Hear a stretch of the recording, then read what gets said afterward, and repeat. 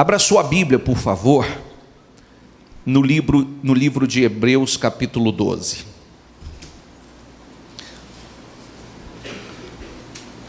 Diga comigo: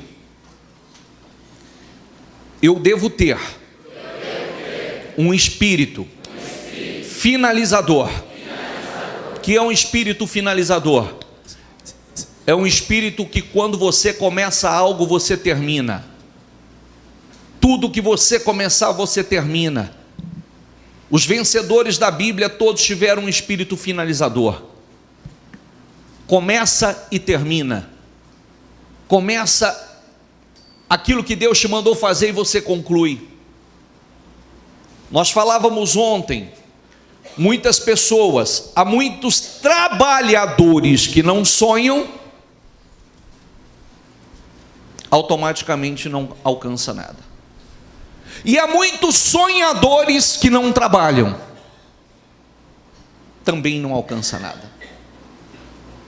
Vou repetir. Há muitos trabalhadores que não sonham, e há muitos sonhadores que não trabalham. Para a materialização de um sonho, é necessário, diga comigo, muita oração. Muita oração. Mas muita oração. Muita oração.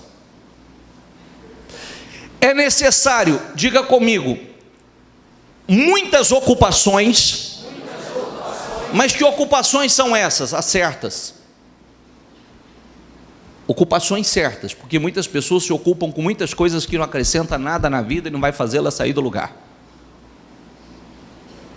Amém? Amém. E o que mais? Esforços dolorosos, ou esforço doloroso. Muita oração, muitas ocupações e esforços dolorosos.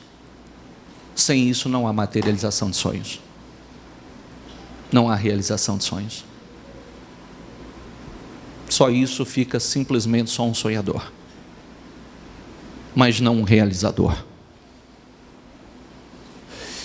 E nós vemos isso em tudo que meditamos, principalmente ontem no início do propósito. Nós meditamos na vida de Neemias, na vida de Abraão, que foram homens realizadores, que tinham espírito finalizador, homens que praticavam tudo que citamos aqui. Nenhuma disciplina parece ser motivo de alegria no momento, mas sim de tristeza. Toda disciplina, ou tudo que exige de nós disciplina, não parece motivo de alegria no começo, porque nos tira da zona de conforto, mexe conosco, nos move a fazer coisas que muitas vezes não temos alegria, não temos prazer, não nos traz satisfação. Mas tristeza, mais tarde, diga comigo, mais tarde, porém, produz fruto de justiça. Lá na frente a pessoa está colhendo bons frutos. Lá na frente a pessoa está colhendo frutos de justiça. E paz, quem que é paz? Tem gente que diz assim, paz não tem preço. Também a gente usa esse termo. Paz não tem preço, realmente paz não tem preço, mas se formos analisar profundamente, tem preço e o preço é alto. Tem que estar disposto a pagar o preço para alcançar a paz. Mais tarde, porém, produz fruto de justiça, paz para aqueles que por ela foram exercitados pela disciplina. Amém? Muitos trabalhadores não sonham, muitos sonhadores não trabalham, muitos não têm o espírito finalizador. Você tem o espírito finalizador? Pense nisso. Quando Neemias começou, vai para Neemias 1, por favor. Neemias 1. Medita comigo aqui, Neemias 1. Aliás, vou tentar acelerar o processo aqui, tentar ser bem rápido. Pula esse primeiro versículo.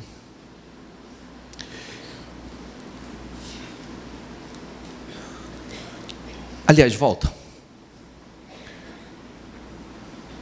Anani, um dos meus irmãos, veio de Judá com alguns outros homens, e eu lhes perguntei acerca dos judeus que restaram, e os sobreviventes do cativeiro, e também sobre Jerusalém.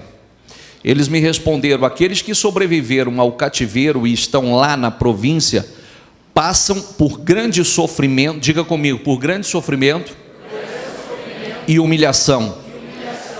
O muro de Jerusalém foi derrubado e as suas portas foram destruídas pelo fogo. Quando ouvi essas coisas, sentei-me e chorei, porque a notícia era triste.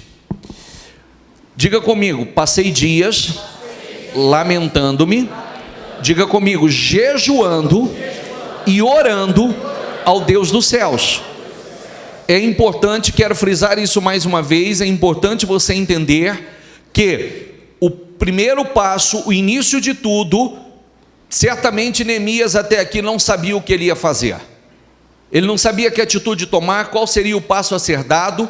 Deus fez com que chegasse até ele o caos que se encontrava em Jerusalém, o caos que se encontrava o povo em Jerusalém. Lembrando de uma coisa importante, quero que você grave isso, que não estamos falando de um povo qualquer, nós estamos falando do povo de Deus. Bispo, é possível o povo de Deus viver uma vida derrotada desse jeito? Viver o caos, derrotados, humilhados, saqueados, roubados? Responda você para mim, Sim. Ruínas dentro, ruínas fora. Derrotado dentro, derrotado fora. Aqui eles estavam derrotados espiritualmente, automaticamente derrotados externamente. Bispo, é possível? Quanto tempo durou esse caos, essas ruínas? Quanto tempo? Aproximadamente mais de um século, 120 anos. É possível, bispo, um cristão, um homem de Deus, uma mulher de Deus, o povo de Deus, viver tanto tempo numa vida desgraçada, derrotada? Responda você. Te faço pensar? Sim ou não? Responda você. Mas por que tanto tempo?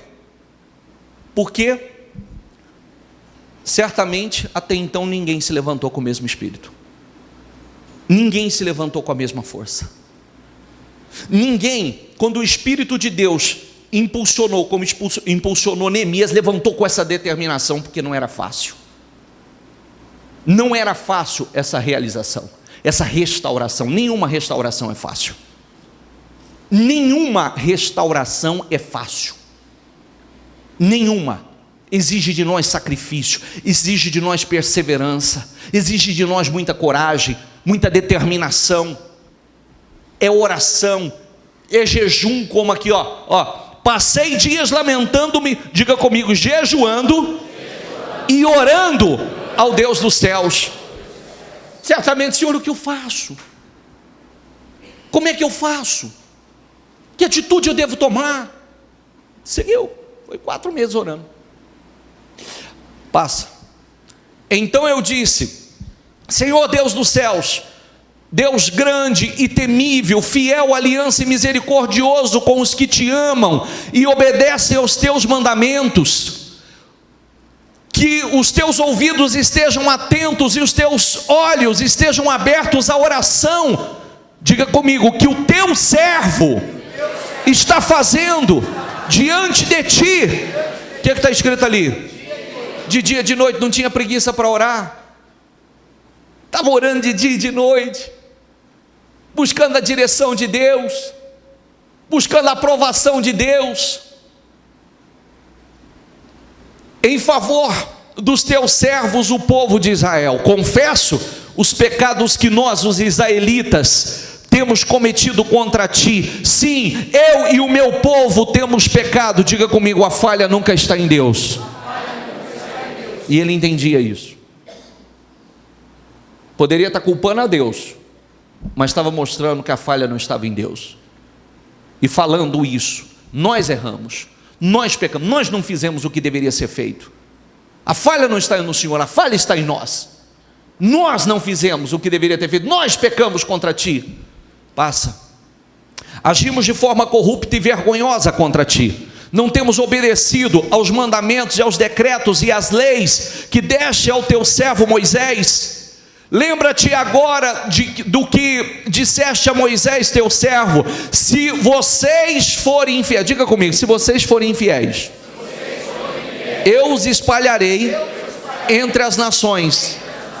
Ele lembrando o que o Senhor disse: se vocês forem infiéis, eu vos espalharei entre as nações. Vocês vão fracassar, vocês vão ser derrotados, vai estar espalhado entre as nações. Mas, passa por favor, mas se voltarem para mim e obedecerem os meus mandamentos e os puserem em prática, mesmo que vocês estejam espalhados pelos lugares mais distantes debaixo do céu, de lá eu os reunirei e os trarei para o lugar que escolhi para estabelecer o meu nome. Não importa, mesmo que vocês tenham errado, mesmo que vocês tenham pecado, mas se vocês se voltarem para mim, isso é o mais especial, isso é glorioso. Porque o pecado tira a autoridade do homem, o pecado tira aquele poder, aquela autoridade para chegar diante de Deus de cabeça erguida e dizer: Senhor, tu és um Deus grande, Senhor, eu sou teu servo, restaura a minha vida, muda a minha vida, me dê essa vitória. O pecado tira essa autoridade, amém? Só que olha que coisa linda, o povo poderia errar, colhe suas consequências, mas se eles se voltassem para Deus, Deus os acolheria novamente, Deus os acolheria e os abençoariam novamente. Esse é o mais importante. Não importa como é que você caminhou até agora, não importa que tipo de fé você praticou até agora. Talvez esteja na hora de muitas pessoas dizer assim: Senhor, eu fui corrupto, um pecador, desobedeci o Senhor em tantas coisas, nunca fui leal à aliança com o Senhor, nunca fui fiel de verdade, mas eu estou aqui me voltando para o Senhor. Eu sei, eu já estou colhendo consequências, eu já estou espalhado, minha vida está espalhada, minha família está espalhada, eu financeiramente, a minha vida está um caos, mas eu estou me voltando para o Senhor. Eu preciso do Senhor. Eu me volto, como o Senhor disse que estaria pronto. Eu estou aqui, Senhor, para zerar a minha vida, porque os 52 dias nada mais é do que uma grande oportunidade de recomeço, amém? Muitas pessoas não têm força para fazer o que Deus está pedindo, o que Deus está mandando, não tem força para se levantar espiritualmente. Os 52 dias é uma grande oportunidade para quem quer a mudança de vida de verdade, porque não basta dizer eu quero, tem que realmente estar determinada a mudança. Amém, pessoal? É uma grande oportunidade. Eu costumo dizer, eu acho os 52 dias um dos propósitos mais incríveis, sabe por quê? Porque não existe uma pessoa sequer que entra de cabeça com seriedade nos 52 dias, que ele encerra os 52 dias da mesma maneira que ele começou. Não existe uma. O espiritual da pessoa muda completamente e consequentemente, se o espiritual muda, os resultados também mudam. Amém, pessoal? Estes são teus servos, o teu povo, tu os resgataste com teu grande poder e com teu braço forte. Senhor, que os teus ouvidos estejam atentos à oração deste teu servo e à oração dos teus servos que têm prazer em temer o teu nome. Faz com que hoje este teu servo seja bem sucedido. Diga comigo, faz com que hoje este teu servo seja bem sucedido, concedendo-lhe a benevolência deste homem. Nesta época, diga comigo, nesta época eu era copeiro do rei. Olha que coisa interessante, né? Neemias não precisava restaurar a vida dele. Neemias não precisava restaurar a vida dele não estava em ruínas, ele ocupava uma posição especial, não era uma posição tão como muitos, né? Como o José, ele não era um rei, ele não era um governador, era o copeiro do rei, era o copeiro, não era uma profissão, era uma profissão de confiança. Ele estava abençoado, ele servia ao rei, porém, a sua vida não estava destruída, ele não estava espiritualmente destruído, ele não estava com a sua saúde destruída, financeiramente ele não estava destruído, É o que eu digo. Ele estava sendo usado para restaurar a vida daqueles que estavam em ruínas. No caso de Neemias não se tratava de restauração. No caso de Neemias se tratava de promoção. Porque ele entraria nesse propósito como copeiro. Mas quando ele terminasse, ele terminaria como governador. Amém? É por isso que a fé tem que ser assim, né? Nós temos duas alternativas: ou nós usamos a nossa fé para restaurar, ou nós usamos a nossa fé para avançar, para promoções. Ou nós usamos a nossa fé para viver restaurando nossas vidas, ou nós vamos usar a nossa fé para sempre estar indo em promoção, avançando, conquistas novas, vivendo experiências novas, avanços. Amém? Tem pessoas que estão chegando para restaurar a sua vida. Perfeito, maravilhoso, uma grande oportunidade. Há outras pessoas que estão aqui, que têm oportunidade de avanços, de promoções, de crescimento, de realizações maiores, conquistas maiores. Neemias não ia restaurar a vida dele, Neemias estava a caminho de uma grande promoção. Amém, pessoal? Algo que não seria fácil, mas eu comecei dizendo que tudo começou na oração. Ele precisava do apoio do rei, para que o rei o autorizasse e lhe desse apoio para realizar essa obra. E ele passou um tempo orando para que Deus fosse dirigindo. Aí, olha o que aconteceu. No mês de Nissan, no 20º ano do rei Artaxerxes, na hora de servir-lhe o vinho, levei-o ao rei. Nunca antes eu tinha estado triste na presença dele. Por isso, o rei me perguntou: por que o seu rosto parece tão triste? Se você não está doente, quer dizer, se você não está doente, se essa tristeza só pode ser do coração, diga comigo, com muito medo. Ele estava com medo por quê? Porque não era algo fácil. Ele estava com medo porque um copeiro, se chegasse diante do rei e chegasse com um semblante triste e transmitisse ao rei qualquer ar negativa, ele poderia ser morto. Ele poderia receber o sim, a aprovação do rei, como ele poderia receber, sair dali, perder tudo que tinha, ou sair dali para a morte. Mas, como ele estava em oração e buscando a aprovação de Deus, diga comigo uma coisa: o coração dos reis são como os rios. Por que são como os rios? A Bíblia diz que na direção que Deus manda, ele corre, ele vai.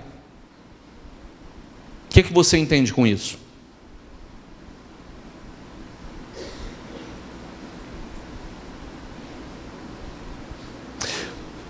O que quer dizer isso?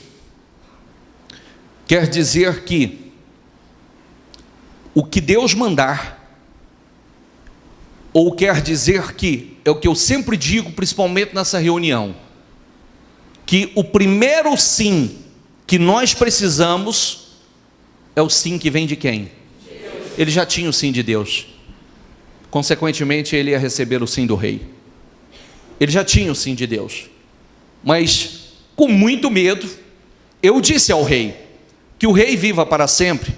Como não estaria triste o meu rosto, se a cidade em que estão sepultados os meus pais está em ruínas, e as suas portas foram destruídas pelo fogo?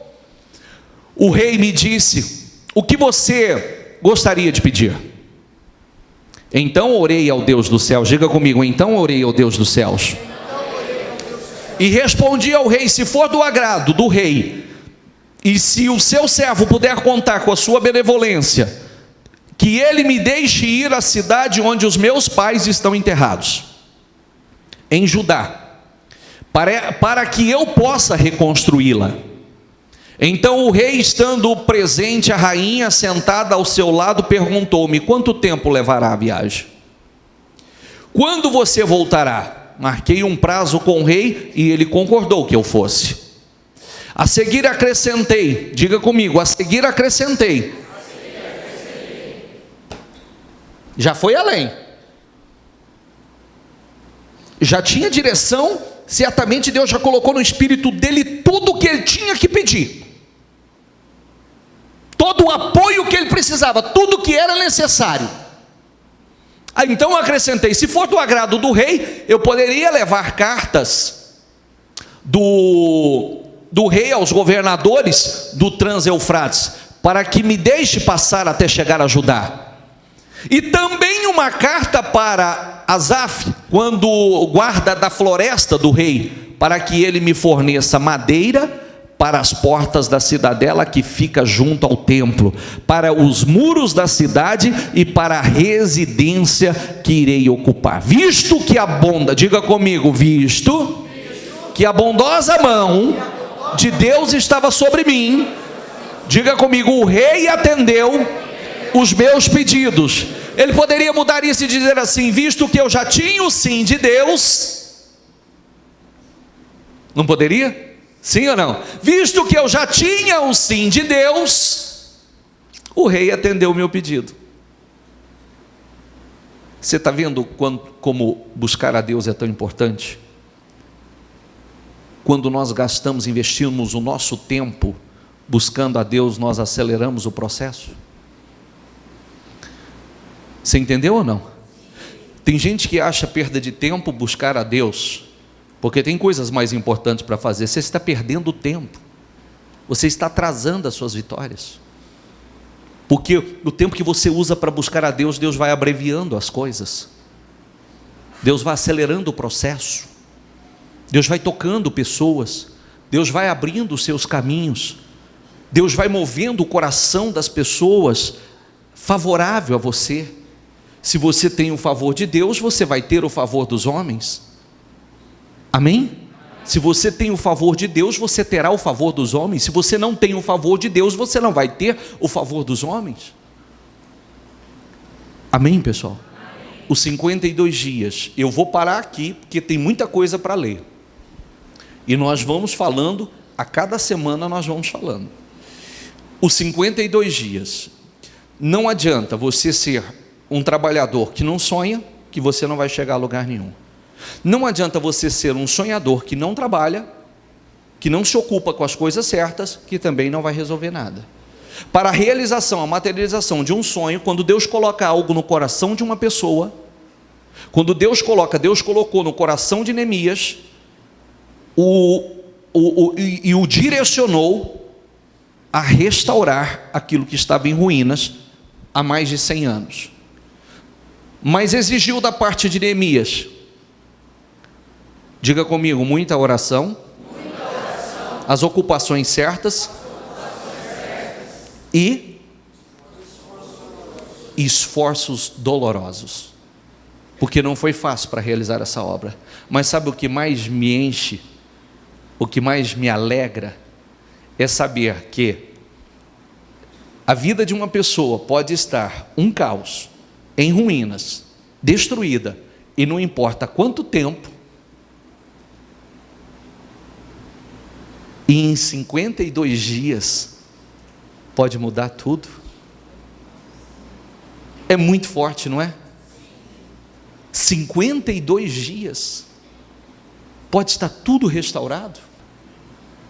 Quando nós fazemos a vontade de Deus, é importante que você entenda isso. Não vem fazer troca com Deus.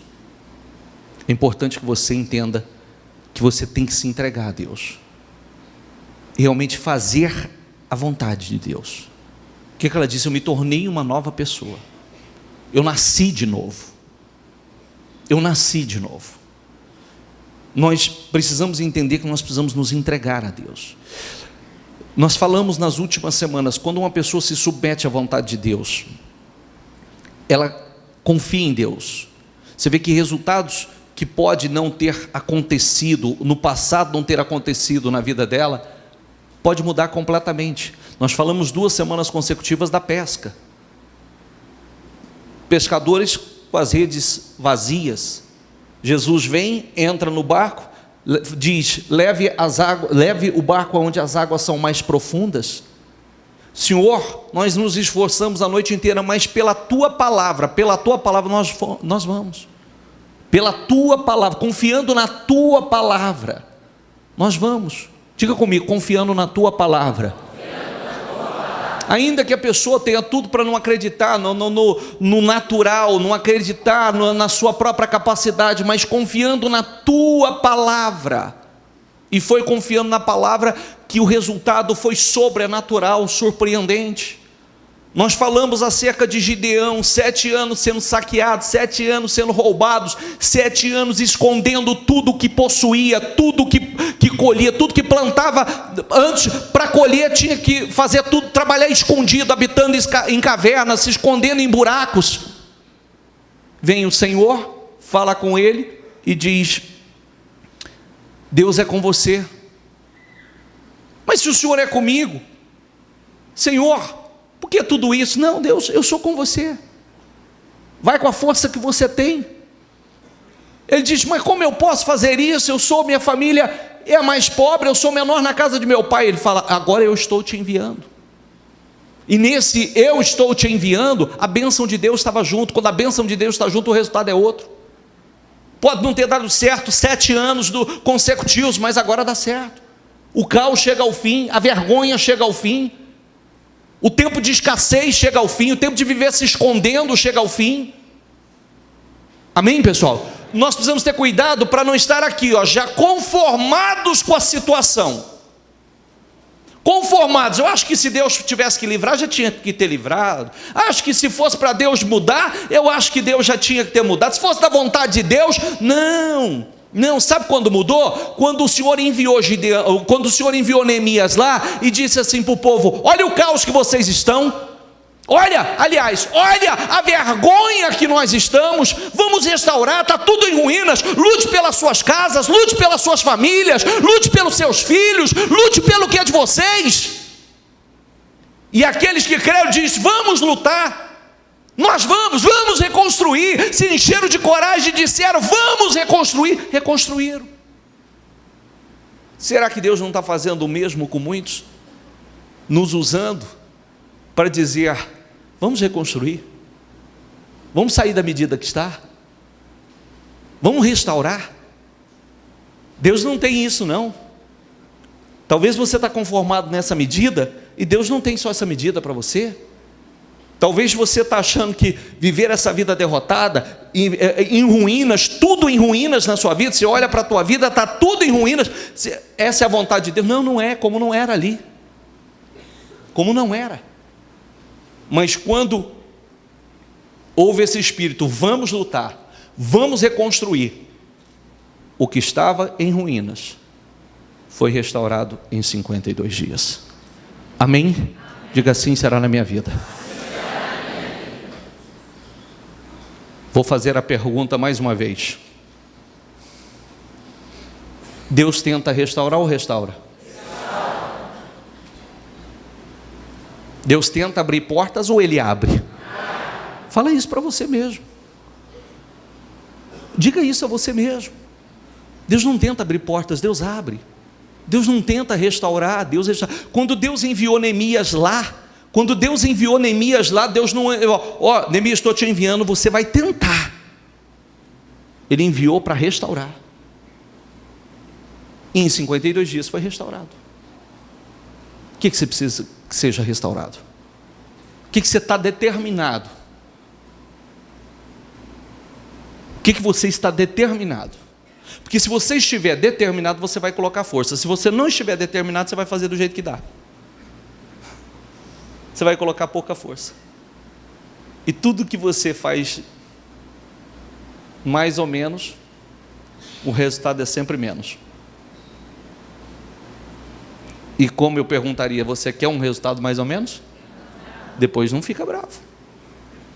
Porque muitas vezes você quer um resultado surpreendente, mas você tem feito as coisas mais ou menos, colocado mais ou menos um pouco de força. Mais ou menos, você tem orado mais ou menos, você tem jejuado mais ou menos, você tem perseverado mais ou menos, você tem feito a vontade de Deus mais ou menos. É mais ou menos, o resultado vai ser mais ou menos. E aí você vai ficar bravo com Deus. E o culpado não é Deus. Quando a gente quando nós fazemos a nossa parte, você vê que a restauração, Deus queria que realmente era propósito de Deus restaurar. Concorda comigo? Orar foi com Neemias, jejuar foi com Neemias, sair da Pérsia e ir para Jerusalém foi com Neemias.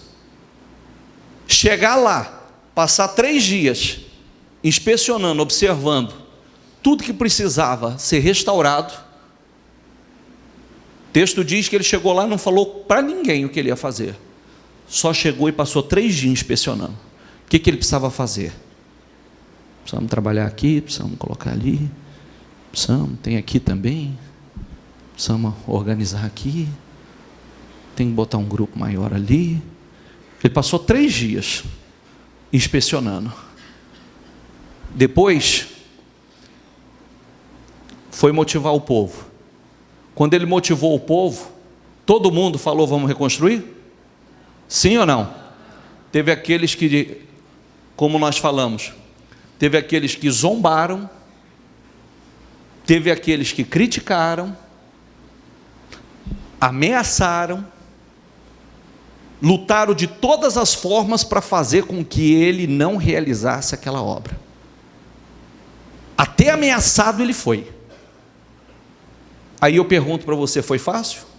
Vou fazer outra pergunta para você. Teve dia que ele não comeu, teve dia que não tomaram banho, teve dia que trabalharam cedo e trabalharam à noite, e houve dias, e boa parte dos dias era com a espada pronto para a guerra, para se defender, e com a ferramenta de trabalho nas outras mãos, continuando trabalhando. Quando chegou na metade da obra, achou que não ia dar conta. Quando chegou na metade da obra, chegaram para ele e disseram: o povo está cansado, parece que o povo não vai conseguir. E ele dizia: Senhor, nos ajuda, esforça as nossas mãos, Senhor, esforça as nossas mãos e nos ajuda a concluir essa obra, porque não era fácil. Não foi fácil. Mas aí eu faço uma pergunta para você: será que valeu a pena? Quando chegou os 52 dias? Começa no capítulo 1 a notícia e termina lá no capítulo 13 em diante em festas. Será que vale a pena? Sim ou não? Sacrifício todos fazem. Sacrifício todos fazem. Porque inclusive viver uma vida sacrificada é duro demais. Estou certo ou estou errado? Sacrifício todos fazem. Então não é melhor fazer um sacrifício na presença de Deus, em oração, jejum, estar na casa do Senhor, buscando a direção, buscando a sabedoria, buscando o sim de Deus, buscando o sim de Deus? É ou não é? Qual será que é melhor? Ou viver uma vida sacrificada? Qual será que é melhor? Amém? Ainda que a gente se desgaste, ainda que haja um momento que você acha que não vai conseguir, mas você põe força dobrada, ainda que você chore, mas você persevera, a disciplina vai produzir fruto de justiça. Deus levantou o propósito dos 52 dias, nunca veio num momento tão especial, tão oportuno como este. É para que realmente Deus faça coisas extraordinárias em nossas vidas. E Ele vai fazer. Amém? Ele vai fazer. Diga: Deus vai fazer. Deus vai restaurar a minha vida. Você inicia os 52 dias, uma pessoa. Você vai encerrar os 52 dias, outra pessoa, com outros resultados. Amém? Pega o teu propósito e fica em pé. Ó Senhor, esforça as minhas mãos para que eu possa construir e fazer cessar a dor que quer me consumir. Já é tempo de edificar. Já é tempo de edificar, tempo de reconstruir. Querem me fazer parar, mas não vão conseguir. Diga com fé, bem forte. Vou edificar, custe o que custar, a muralha que caída estava. Minha vida vai ser restaurada. O meu Deus a obra vai completar. Vou edificar para governar. Inimigos querem me fazer parar. Diga bem forte. Mas o Deus do céu me dá